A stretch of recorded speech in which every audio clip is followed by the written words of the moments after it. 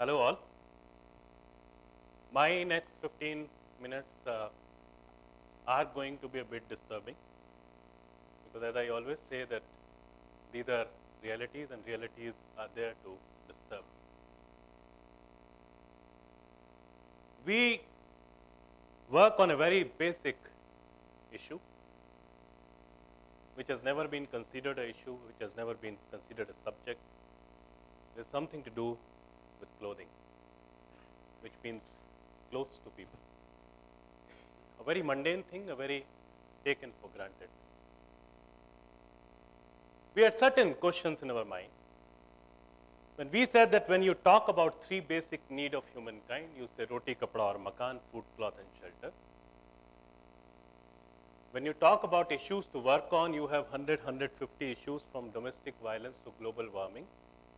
How come clothing never finds a place in the list of issues? How come it has so happened that cloth has actually become a disaster relief material? So the moment an earthquake or flood happens, you think of people who need clothes. Although the fact remains that disaster hit people do not need clothes because clothing is something which you store. First thing which a disaster hit person loses is the storage capacity. So even the second pair of cloth is a burden. But if earthquake is a disaster, if flood is a disaster, how come winters are not a disaster? Why don't we have figures of people who die or suffer in winters? And mind you, in earthquake, the shake kills people. In flood, the water kills people. In the accident, the impact kills people. But in winters, the cold does not kill people. Because in the same temperature, if I survive and someone else dies, it's not the cold but the lack of clothing. Just to give you some stories to tell you that how grave is the subject and how ignored is the subject. One goes back to 91, 92. I had done my mass communication. Like a new journalist, you try to look for a story. And I was roaming around on the roads of Old Delhi, which is the hub of a story, about 1.5 lakh homeless people in the city of Delhi itself. A lot of people migrate in search of job.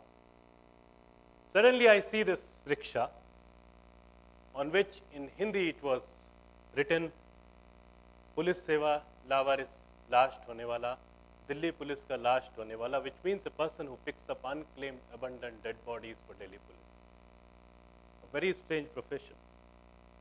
I follow him, spend about a week with him to understand that how does it operate, what does he do. Basically, a whole lot of people die on the roads due to hunger, due to accident, due to drugs, lack of food, lack of cloth, various reasons. The entire system does not want to get into the cycle of missing people report, finding out the relatives of that person. All these people will come to Habib Bhai and his wife, blind wife Amna Begum, will inform them that there is a dead body lying somewhere.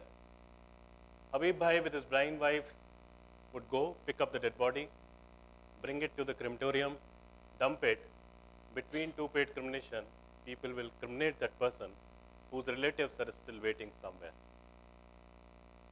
Two statements came up. One, when Habib Bhai said कि साहब जाड़ों में मेरा धंधा बढ़ जाता है, कभी कभी इतना काम होता है कि मुझसे संभलता नहीं. In winters, my work goes up. Many times I have so much of work that I can't handle it. To my utter surprise, in 91, 92, Habib Bhai used to pick up 10 to 12 dead bodies in a cycle of 24 hours just from an area of 4 to 5 kilometers in Old Delhi. In the summer, the average used to be 4 to 5. 7, 8 additional deaths due to lack of clothing.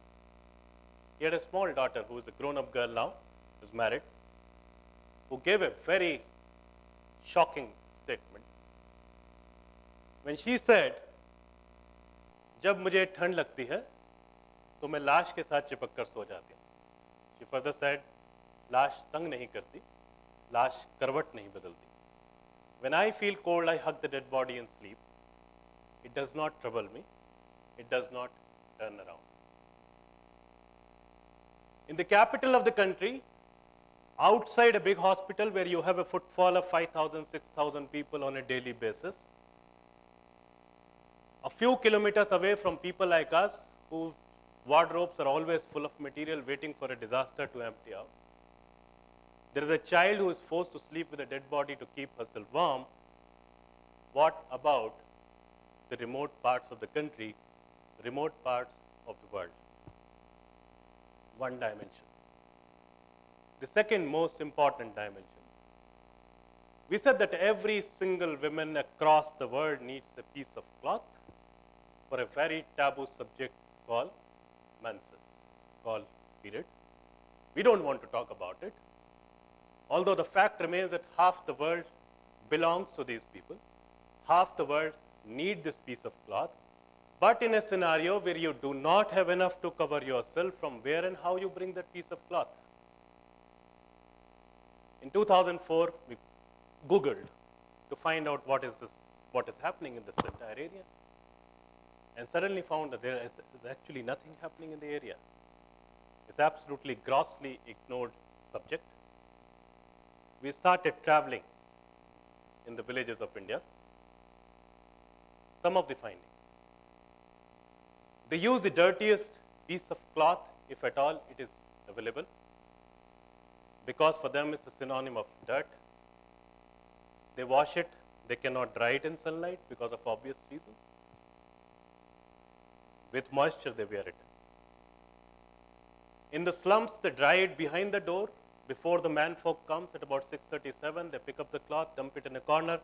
Next day, with moisture and dust, they wear it. Then we found that you have 2 to 3 women in the family. The cycles are different. They're sharing the same piece of cloth. We also found that it is not only shared in the family, but even the neighbors share this piece of cloth.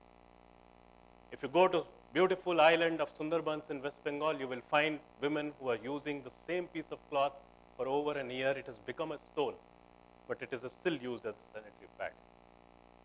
Millions of women across the globe, not only in India, are using sand, ash, jute gunny bag, dari ka tukla, sacks of gunny bag, newspaper, husk,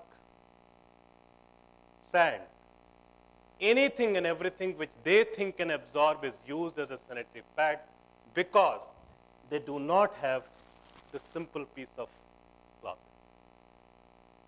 We have cases where a lady used a piece of blouse which had a hook. She died of tetanus. We found a case where a centipede entered through the body and the lady died. We went to a village where in the age group of 18 to 40, a large number of women lost their uterus because the moment an infection happened, they were told that now there are chances of cervical cancer, you better remove the uterus. My question, what do these women need? Do they really need anything fancy or just a simple piece of cloth? These two aspects, just to give you a larger perspective of something which is the first visible sign of poverty, where you decide on the status of people on what they wear, whether they wear or not. 12 years back, we started working on this basic ignored issue with a clear-cut motto that we have to grow as an idea. We didn't want to grow as an organization. We wanted it to bring in the list of subjects. We wanted people to understand that it is an important thing. Just because none of us has ever felt the nakedness in the market, just because all of us have felt hunger sometime, just because all of us have felt homelessness, we talk about it, but none of us has actually gone out without a single piece of cloth. We don't know what and how big is the problem. Started with 67 clothes in 1998. We deal with about 70, 80 tons of material today. The only difference, we say that when you say that I want to donate cloth, that is actually a wrong statement. That's an overstatement because the fact remains you never donate, you actually discard cloth. So the most appropriate word for a second-hand use cloth is that you want to discard because it is a liability on you. because it is a burden on you and you want to get rid of it. So the fact remains that the person who is wearing your second-hand use cloth is actually doing a service to you. That's the repositioning, a statement of something which is important. The second most important aspect, in a very typical manner, we collect it from the cities, it is processed in a very rigorous manner, and then it goes to the villages. We argued that the biggest asset of village people across the globe is something called self-respect, is something called dignity. You don't find beggars in the villages. Begging is a typical city phenomena. Beggars are found in the cities. So by donating something, why do we challenge the dignity of the people who never come to you to ask for it, but you want to give it to them? So the initiative which is evolved is something called Cloth for Work, where now this old material, tons of old material is being used as a resource. People have started calling it a parallel economy now, where people work on various issues, right from cleaning up a village to repairing of road to developing drainage system, to make these kind of well at absolutely no cost, where the entire community work to do something good for the village, and instead of money, they receive material. They receive cloth, utensil, footwear, all kind of material. Or like a bridge like this, a 240 feet by 6 feet bridge, where a bike can go on this, and it's there for the last 3 years at a cost of less than $50, less than 2,250 rupees, just by the contribution of people in terms of that free Shramdan, as we call it, or under the program Cloth for Work. Lot of examples like that, where we are just trying to say it does not only take care of the very basic need of clothing, but also it is a dignified act of giving.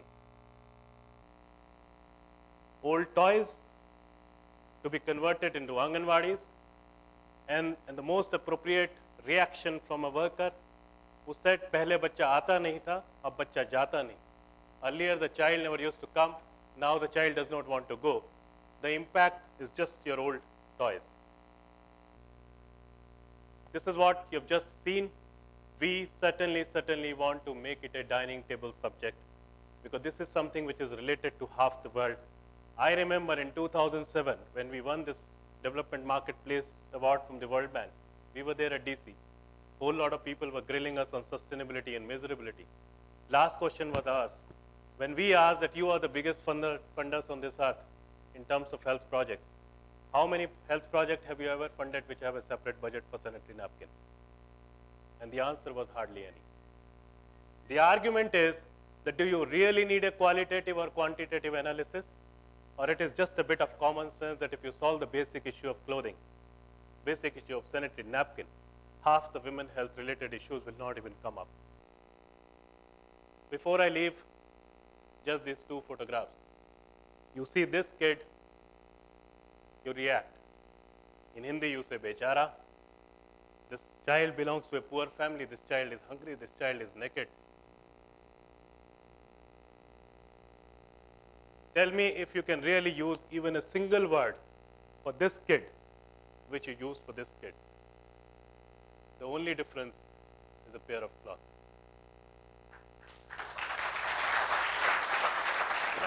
You go to a village, you see this person, you don't even go near to him.